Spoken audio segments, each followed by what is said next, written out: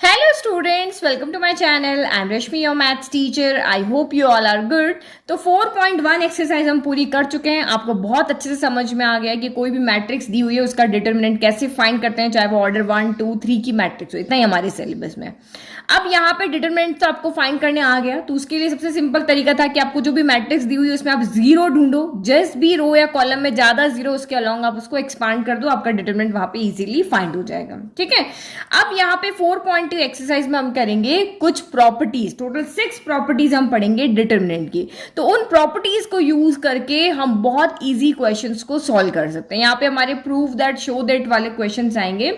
तो जैसे हम क्लास 10th में या क्लास 9 में प्रूव दैट वाले थ्योरम्स नहीं करते थे, तो थ्योरम के स्टेटमेंट को हम एज इट इज यूज करके और प्रूव नहीं करना पड़ता था, उस स्टेटमेंट को यूज करके हम क्वेश्चंस को लिख लेते थे या सॉल्व कर लेते थे या शो कर लेते थे. यही करते थे ना. तो सेम यहाँ पर भी इसी तरह की 6 प्रॉपर्टीज हमारे पास होगी जिनको यूज करके हम डायरेक्ट स्टेटमेंट की फॉर्म में लिख करके कि भाई ये वाली प्रॉपर्टी है, इससे इसकी वैल्यू ये आएगी, ये वाली वैल्यू प्रॉपर्टी से ये वैल्यू आएगी, इस तरह से करके हम यहाँ पे सॉल्व करेंगे. तो आप देखते हैं हमारी टोटल 6 प्रॉपर्टीज में से फर्स्ट प्रॉपर्टी कौन सी है.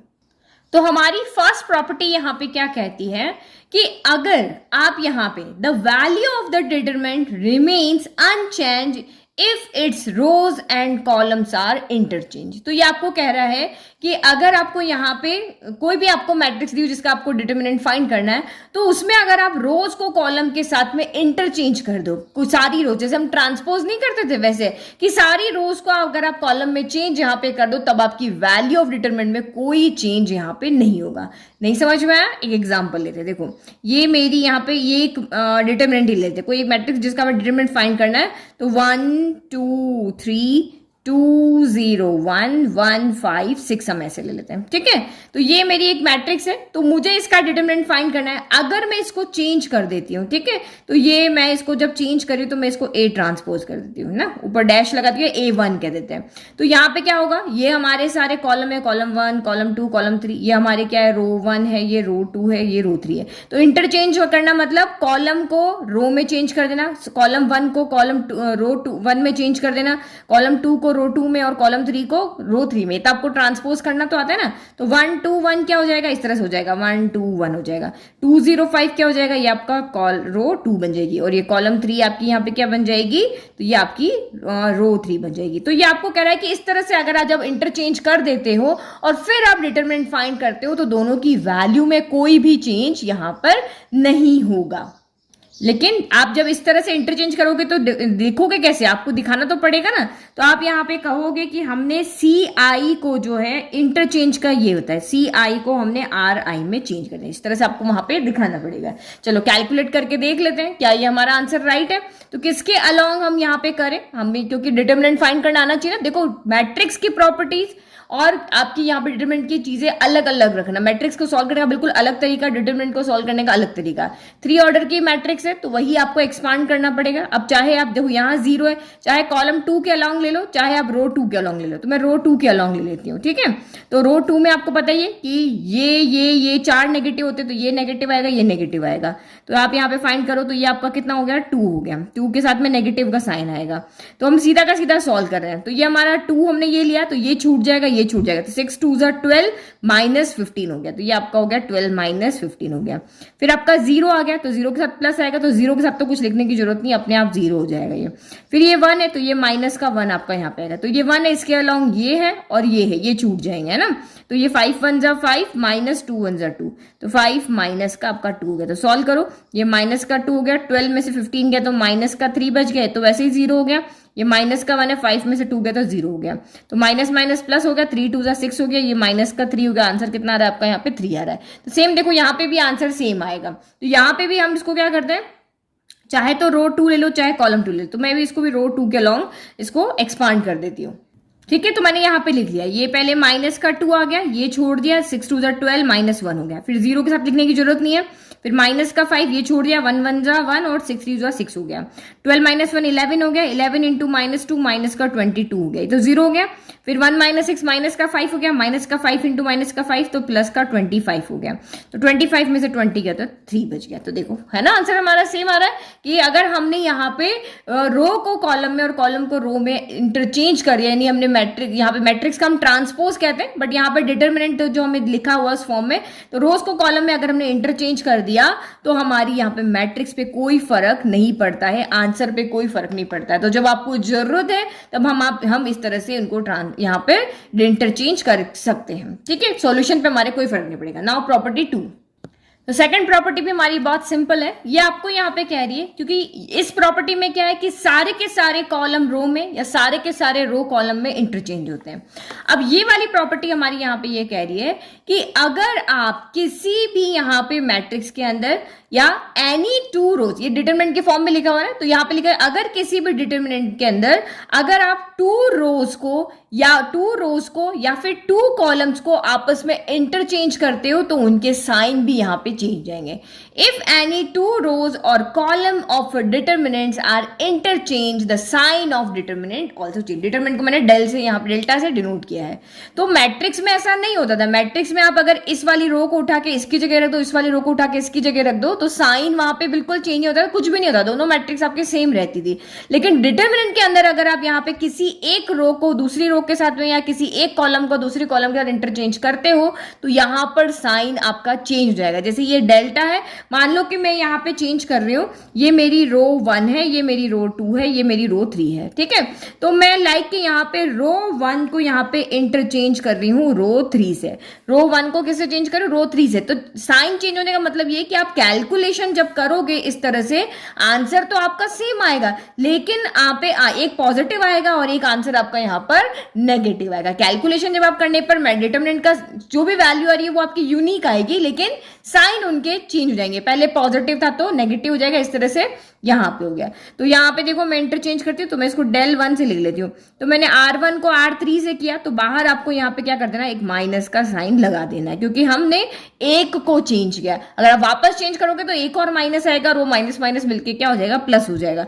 तो ये 7 8 9 चले जाएंगे ऊपर और 4 5 6 तो आपके जहां वही है और नीचे क्या आ जाएगा, 1 2 3 आ जाएगा। अब अगर आप मान लो इसको एक बार और चेंज करती हूँ, मैं del 2 यहाँ पे कर देती हूँ। अब मैं यहाँ पे क्या कर देती हूँ, आप कॉलम को भी चेंज करते हो। यहाँ वहां पे हमारे पास फिक्स था कि नहीं, कॉलम से ऑपरेशन लगा रहे हो तो कॉलम के ही लगेंगे, रो में ऑपरेशन लगा रहे हो तो रो में ही लगेंगे। यहाँ ऐसा नहीं, आप रो कॉलम बीच में कोई भी ऑपरेशन यहाँ पे लगा सकते हो ना। अब मैं चाहूँ तो यहाँ पे कॉलम को भी चेंज यहाँ पे कर सकती हूँ। तो देखो मैं यहाँ पे रो 2 को चेंज कर रही हूँ रो 1 से, है ना।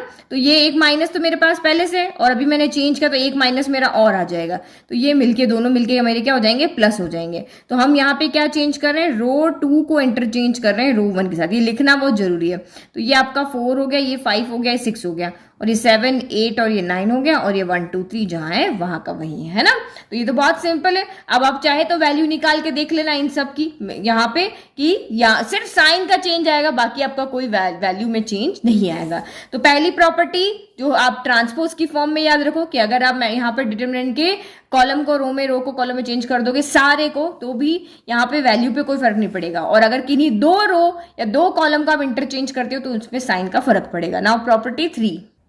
तो प्रॉपर्टी 3 बहुत सिंपल है ये भी हमारी, कि इफ एनी 2 रोज और column of determinant are identical, identical मतलब ट्विंस जैसे, सेम हो गए, जो एक जैसे दिखते हैं वो identical, the value of determinant is 0। तो आपको ये यहाँ पे क्या कह रहा है कि अगर कोई भी डिटरमिनेंट आप जहां पे देखते हो, जहां पे कोई भी 2 रो या 2 कॉलम अगर बिल्कुल एक जैसी है, सेम एलिमेंट है, तो उसकी वैल्यू आपको कैलकुलेट करने की जरूरत नहीं है। आप सीधा प्रॉपर्टी नंबर 3 का स्टेटमेंट लिखोगे और लिख दोगे कि इस प्रॉपर्टी से इस डिटरमिनेंट की वैल्यू क्या हो जाएगी, 0 हो जाएगी। तो आप यहां देखो कौन आइडेंटिकल है, तो ये 1 2 1 देखो यहां भी है, 1 2 1 आपका यहां भी है। तो मतलब रो 1 एंड रो 3 के एलिमेंट यहां पर क्या है, सेम है। तो ये आपकी सीधी की सीधी वैल्यू क्या हो जाएगी, 0 हो जाएगी। चलो शो करके देखें, हम सॉल्व करके देखते हैं हमारा आता कि नहीं। तो हमारे यहाँ 0 है, तो हम एक्सपांडिंग अलोंग कर देते हैं C1, ये हमारी कॉलम 1 है ना। तो एक्सपांडिंग अलोंग कॉलम 1। तो चलो करो, ये हमने यहाँ पे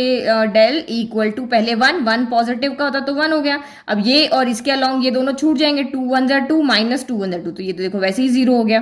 फिर आपका ये वाला 0, तो यहाँ पे नेगेटिव आएगा, ये 0 0 के साथ कुछ लिखने की जरूरत नहीं है। फिर ये प्लस का आपका 1 आएगा। अब करो, ये 1 है तो इसके अलोंग ये छूट जाएंगे, तो 2 1 जार 2 2 1 जार 2, तो अगेन 2 माइनस 2 आपका यहाँ भी 0, तो ये देखो 2 माइनस 2 0 0 इंटू 1 0, फिर माइनस 0 और ये 2 माइनस 2 0, तो ये भी आपका 0 आ गया। तो इसका मतलब आंसर क्या हो गया, 0 हो गया, है ना। तो ये प्रॉपर्टी का यूज करके हम सीधा का लिख देंगे कि भाई यहाँ पे 2 रोज या 2 कॉलम भी अगर आइडेंटिकल है तो आप लिख दोगे सेम है। आइडेंटिकल मतलब सेम है, तो इसका मतलब इसकी वैल्यू क्या हो जाएगी, 0। कैलकुलेट करने की जरूरत नहीं है, सीधा हम इस प्रॉपर्टी का स्टेटमेंट लिखेंगे, आंसर आ जाएगा 0। Now next property number 4। तो प्रॉपर्टी नंबर 4 हमारी यहां पे क्या कहती है, if each element of a row और column of a determinant is multiplied by a constant k, then its value gets multiplied by k।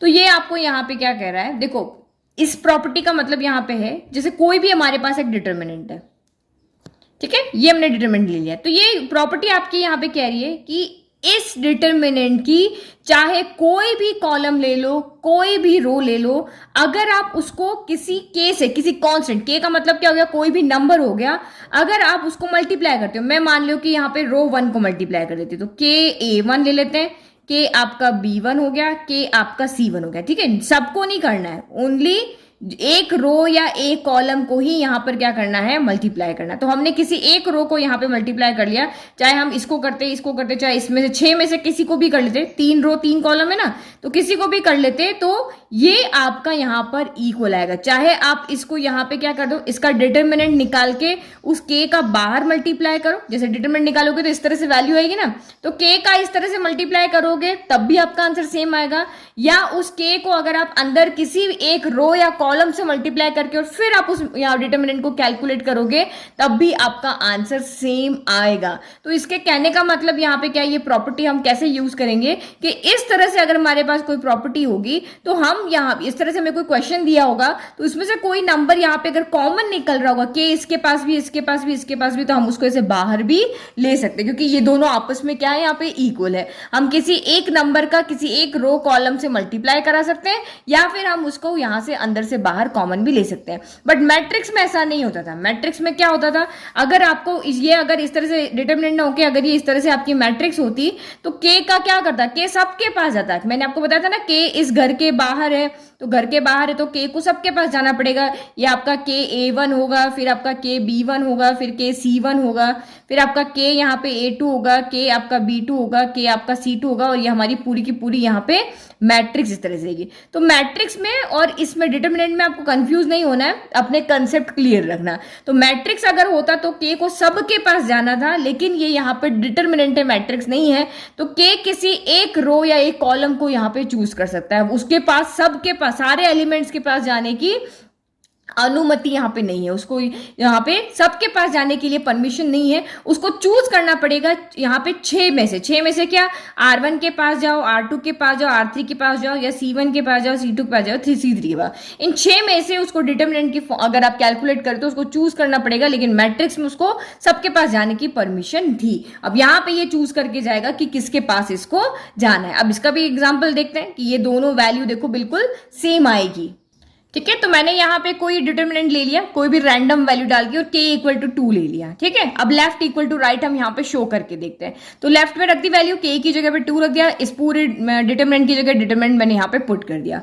अब इसको सॉल्व करो, किसके अलोंग आप यहाँ पे एक्सपांड करोगे, तो ऑब्वियसली हम यहाँ पे C3 के अलोंग कर लेते हैं, क्योंकि यहाँ पे एक 0 आ रहा है ना, इसलिए चाहो तो आप यहाँ पे R2 के अलोंग भी कर सकते हो। मैं C3 के अलोंग करती हूँ, तो C3 में आपका ये वाला 0 होगा, ये दोनों प्लस होंगे, तो ये प्लस का 1 लिख दिया, 2 आपका यहाँ पे बाहर ही है ना, प्लस का 1 लिख दिया, इसके अलोंग ये छूट जाएगा, ये छूट जाएगा, तो क्या हो जाएगा 2 1 जार 2 माइनस 9, तो ये हो गया 2 माइनस का 9।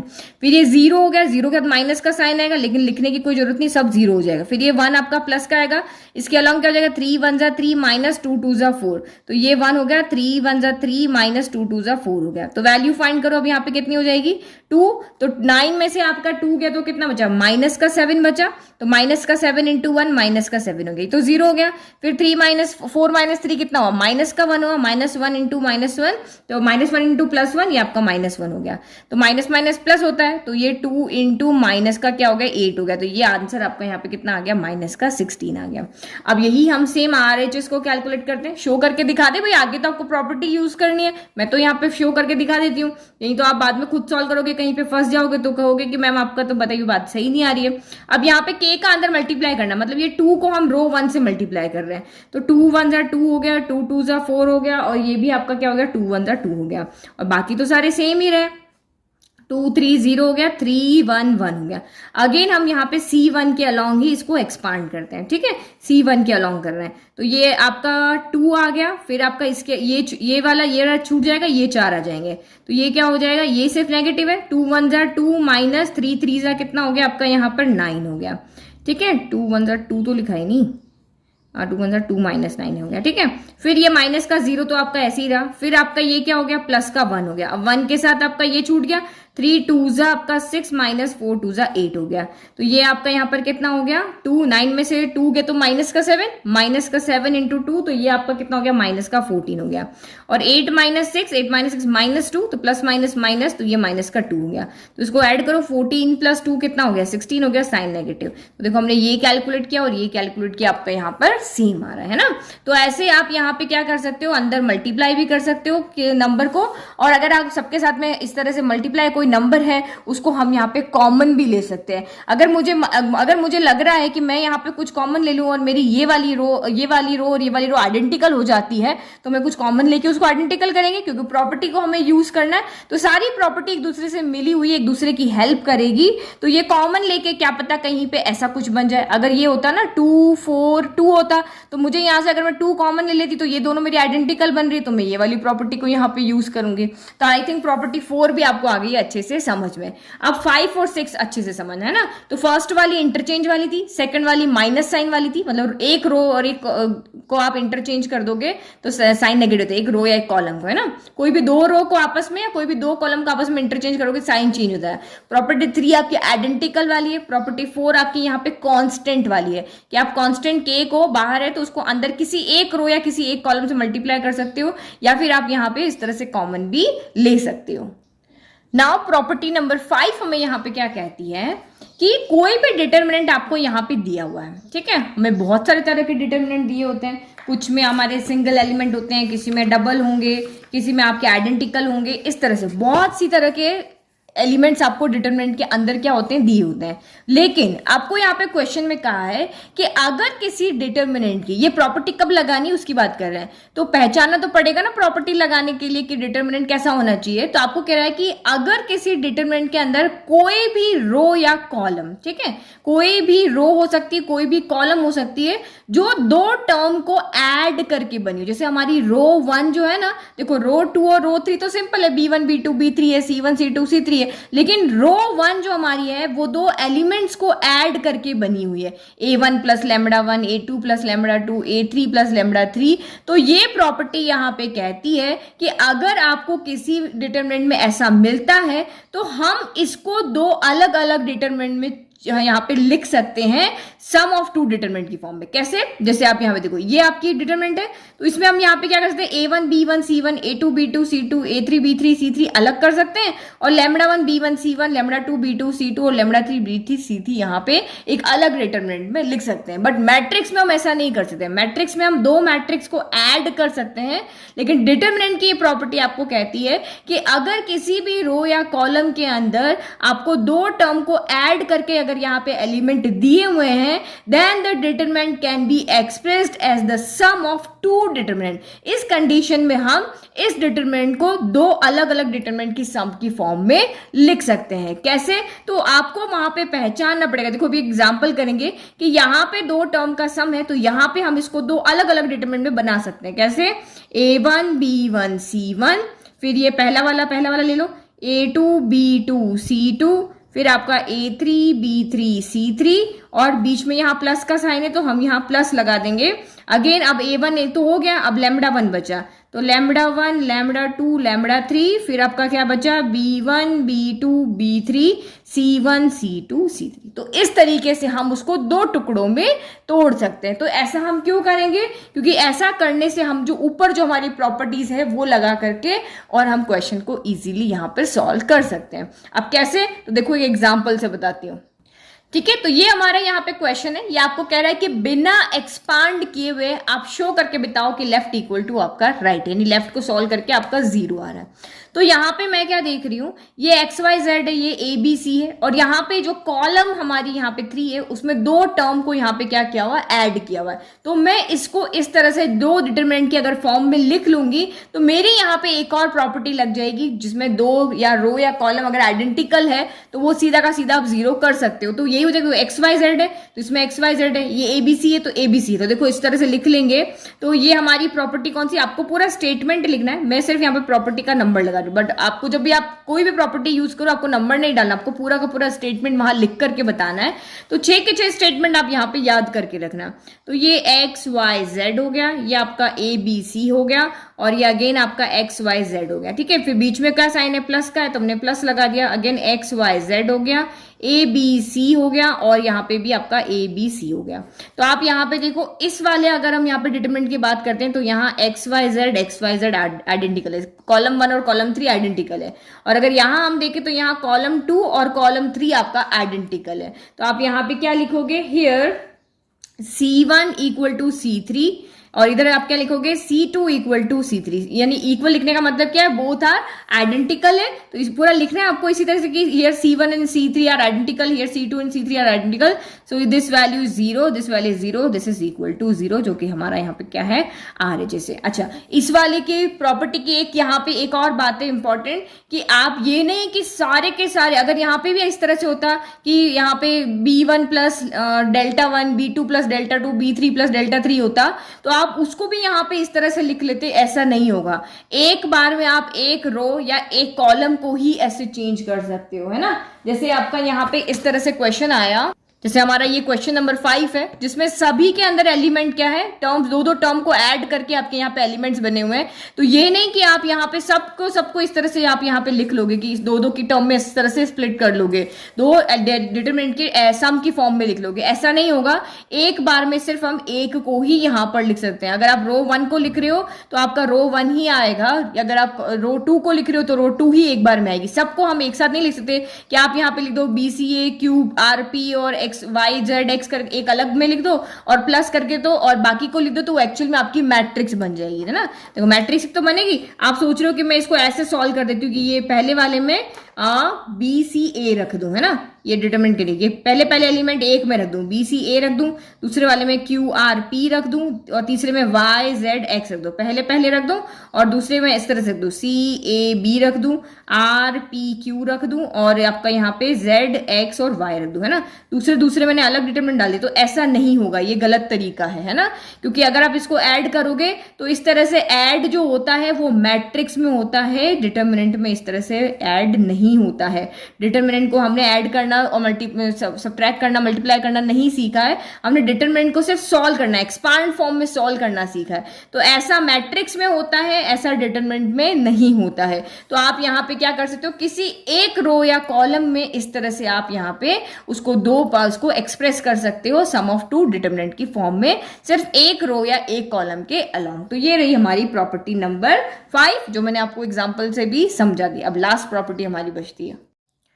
तो प्रॉपर्टी 6 हमारी यहाँ पे क्या कहती है, the value of determinant remains same if we apply the operation. तो मैट्रिक्स के ऑपरेशंस अलग थे, डिटरमिनेंट के ऑपरेशंस अलग है। तो ये आपको यहाँ पे कह रहा है कि डिटरमिनेंट के अंदर अगर आप इस तरह के ऑपरेशंस अप्लाई करते हो, जैसे कि हम मैट्रिक्स में नहीं करते थे कि R1 में हम चेंज कर रहे हैं, R1 प्लस R2 कर रहे हैं, बार R2 में 2 का मल्टीप्लाई कर रहे हैं, इस तरह से करते थे। सेम ऐसे ही हम कॉलम में भी चेंज करते थे कि हम कॉलम 2 में चेंज कर रहे हैं लेकिन कॉलम 1 को कॉलम 2 से ऐड कर रहे हैं, लेकिन कॉलम 2 में हम 3 का मल्टीप्लाई कर रहे हैं। तो ये कह रहा है कि आप इस तरह के ऑपरेशंस डिटरमिनेंट को सॉल्व करने के लिए लगा सकते हो और इससे डिटरमिनेंट की वैल्यू पे कोई फर्क नहीं पड़ेगा, जो वैल्यू आनी है वही आएगी। आएगी। बट आप यहाँ पे देखो मैट्रिक्स में हम यहाँ पे क्या करते थे, मैट्रिक्स में हम इस तरह के ऑपरेशन भी लगा लेते कि R1 डिवाइड बाई 5 कर देते थे, या अगर मैं यहाँ पे लगा रही हूँ तो R1 को हम 5 से मल्टीप्लाई भी कर सकते थे। लेकिन डिटर्मिनेंट में इस तरह के ऑपरेशंस नहीं लगेंगे। ओके, डिटर्मिनेंट में ओनली इसी तरह के ऑपरेशंस लगेंगे। बट मैट्रिक्स में हम किन्हीं भी कॉलम रो को ऐड कर सकते थे, सब्ट्रैक्ट कर सकते थे, किसी स्केलर से मल्टीप्लाई करके ऐड सब्ट्रैक्ट कर सकते थे, मल्टीप्लाई कर सकते थे, डिवाइड कर सकते थे। लेकिन डिटर्मिनेंट में हम सिर्फ यही इसी तरह के ऑपरेशंस लगा सकते हैं। दो रो को ऐड सब्ट्रैक्ट कर सकते हैं, किसी स्केलर से मल्टीप्लाई करके भी दो रोज को हम इस तरह से ऐड कर सकते हैं। बट इस तरह के ऑपरेशंस हम वहां पे नहीं लगा सकते। अगर इस तरह का ऑपरेशन हम यहाँ पे लगा रहे हैं, तो अगर हमने यहाँ पे डिवाइड 5 किया है तो बाहर हमें डिटर्मिनेंट के मल्टीप्लाई करना पड़ेगा, मतलब डिटर्मिनेंट को बैलेंस करना पड़ेगा। अंदर अगर आप मल्टीप्लाई कर रहे हो तो बाहर डिवाइड करना पड़ेगा, अगर आप अंदर डिवाइड कर रहे हो तो बाहर यहाँ पे मल्टीप्लाई करके उसको बैलेंस करना पड़ेगा। ये सब चीजें हम क्वेश्चंस में देखेंगे, ठीक है। तो स्टेटमेंट तो आप ये नहीं लिखोगे कि हम इस तरह के अप्लाई कर सकते हैं। अगर आपने ये प्रॉपर्टी नंबर 6 यूज किया है तो आपको ये स्टेटमेंट लिखना पड़ेगा, if to each element of any row और कॉलम। और यहाँ पे ईच क्यों कहा है, क्योंकि अगर आप रो 1 में लगा रहे हो तो सारे रो 1 के एलिमेंट में ऑपरेशन लगेगा। तो each element of any row और column of a determinant the equimultiples कौन है, K, the equimultiples of corresponding elements of other row और column are added, the value of determinant remain same. ठीक है, यही कह रहा है कि किसी भी रो को आप यहाँ पे लो, उसके सारे एलिमेंट्स को किसी और रो को किसी और स्केलर से मल्टीप्लाई करके ऐड हम यहाँ पे कर सकते हैं। ऐसा करने पर, इस तरह के ऑपरेशन लगाने पर डिटर्मिनेंट पे कोई फर्क नहीं पड़ेगा। तो आप यहाँ पे देखो, जैसे हमारी ये वाला है, यहाँ पे आपको प्रूव करना है लेफ्ट इक्वल टू राइट है, तो आप इसको नॉर्मल फॉर्म में सॉल्व करके देख लो। जैसे हम हमारा एक्सपांड करके सॉल्व करते थे ना, वैसे आप सॉल्व करके देख लो, आपका आंसर 0 ही आएगा। लेकिन अब मैं इसको किसी प्रॉपर्टी से सॉल्व करती हूँ। प्रॉपर्टी से कैसे सॉल्व करती हूँ कि मैं यहाँ पे इक्वल में जब भी आपको 0 लेकर के प्रूव करना है तो 2-3 तरीके आप यहाँ पे याद रखो। कि पहला तरीका तो ये है कि आप यहाँ पे कोई ना कोई आइडेंटिकल रो या कॉलम बना दो। ठीक है, जैसे ये 1 1 1 है तो मैं एक और यहाँ पे 1 1 1 लेकर आ जाऊंगी तो आइडेंटिकल हो जाएगा और ये मेरा यहाँ पे क्या हो जाएगा, 0 बन जाएगा। एक तरीका तो मेरे पास ये है, और दूसरा तरीका मेरे पास ये है कि किसी भी एक रो या कॉलम के सारे एलिमेंट्स को आप यहाँ पे क्या कर दो, 0 कर दो। तो वो हम तरीके से हम यहाँ पे क्या कर सकते हैं, इनको इजीली 0 शो कर सकते हैं, क्योंकि प्रॉपर्टी को यूज करना है। तो आप यहाँ पे देखो, यहाँ x प्लस वाई है बट z नहीं है, z यहाँ पे, यहाँ y प्लस z है बट x नहीं है, x यहाँ पे, या z प्लस x है बट y नहीं वो यहाँ पे। तो मैं यहाँ पे क्या कर सकती हूँ, मैं LHS को लेकर के सॉल्व कर रही हूँ कि मैं R1 को सॉल्व कर रही हूँ, और R1 को क्या सॉल्व कर रही हूँ कि मैं R1 प्लस R2 कर रही हूँ। तो ऐसा करने से क्या होगा, ये भी x plus y plus z हो जाएगा, ये भी x plus y plus z, और ये भी x plus y plus z हो जाएगा। तो यहाँ से मैं कॉमन लूंगी तो जो ये 1 1 1 है यहाँ पे 1 1 1 हो जाएंगे, और मैं डायरेक्ट यहाँ पे, हमारी प्रॉपर्टी है कि अगर दो रो या कॉलम आपकी आइडेंटिकल हो जाती है तो उसकी वैल्यू, उस डिटरमिनेंट की वैल्यू 0 हो जाती है। तो इस तरह से सोच करके हमें यहाँ पे काम करना है। तो R1 में चेंज हो रहा है, R2 में तो कोई चेंज नहीं, R3 में कोई चेंज नहीं है ना। तो ये आपका क्या हो गया, x plus y plus z हो गया। फिर ये x इसमें ऐड हो जाएगा तो x plus y plus z हो गया। फिर ये y इसमें ऐड हो जाएगा तो x प्लस वाई प्लस आपका z हो गया। ठीक है, नीचे ऐसे रहेंगे z x y, और ये आपका 1 1 1 रहेगा। अब आप यहाँ पे क्या कर सकते हो, अब मैंने आपको प्रॉपर्टी नंबर 5 में बताया था कि अगर हम इस तरह से एक स्केलर का मल्टीप्लाई कर सकते हैं, 5 नहीं सॉरी, आपकी प्रॉपर्टी नंबर थी 4, ये प्रॉपर्टी थी ना भाई कि हम अंदर किसी भी एक रो कॉलम को स्केलर से मल्टीप्लाई कर सकते हैं, तो हम वहां से कॉमन भी ले सकते हैं। तो सारी प्रॉपर्टीज आपको दिमाग में रखनी है ना। तो यहाँ पे हम क्या कर रहे हैं, x plus y plus z को पूरा का पूरा बाहर ले रहे हैं। तो ये x plus y plus z, क्योंकि मेरा टारगेट है कि मुझे यहाँ पे आइडेंटिकल रो या कॉलम बनाना है। तो ये यहाँ 1 बच गया, यहाँ 1 बच गया, यहाँ 1 बच गया, फिर ये z बच गया, x बच गया, y बच गया, फिर ये 1 1 1 बन गया। तो आप यहाँ पे क्या लिखोगे, here row 1 and row 3 are identical, row 1 and row 3 are identical. Identical की वैल्यू क्या हो जाती है, 0 हो जाती है। तो हमने प्रॉपर्टी को यहाँ पे यूज कर लिया और इसकी वैल्यू हमने यहाँ पे क्या शो कर दी, 0, जो कि हमारा यहाँ पे क्या है, RHS है ना। समझ गए ना। तो इस तरीके से हम क्वेश्चंस को सॉल्व करेंगे। तो ये 6 की 6 प्रॉपर्टी आपके दिमाग में होनी चाहिए आपको। और वैसे भी अगर आप क्वेश्चंस करोगे ना तो इतनी भी कोई टफ प्रॉपर्टीज नहीं है, सिंपल प्रॉपर्टीज है। आप क्वेश्चंस करोगे, प्रॉपर्टी आपके दिमाग में होगी तो आपको अपने आप आइडिया मिल जाएगा कि किस प्रॉपर्टी को लगा करके हम यहाँ पे क्वेश्चंस को इजीली विदाउट एक्सपांड किए सॉल्व कर सकते हैं with the help of properties. ठीक है, तो एक्सरसाइज सॉल्व करेंगे तब आप अच्छे से इसको और समझ जाओगे। तो उससे पहले आप इन सारी प्रॉपर्टी प्रॉपर्टीज को याद कर लो। नेक्स्ट वीडियो में हम यहाँ पे एक्सरसाइज 4.2 सॉल्व करेंगे। Thank you.